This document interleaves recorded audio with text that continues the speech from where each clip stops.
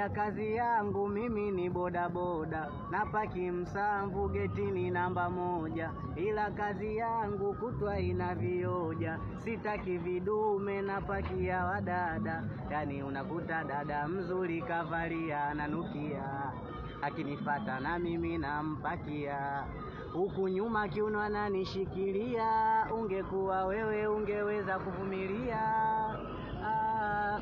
Afu kuna hao wadada wengine, ukimbeba paka namba mpeane, mkifika anasema sina mane. Kaka kwa hiyo vipi basi tumalizane.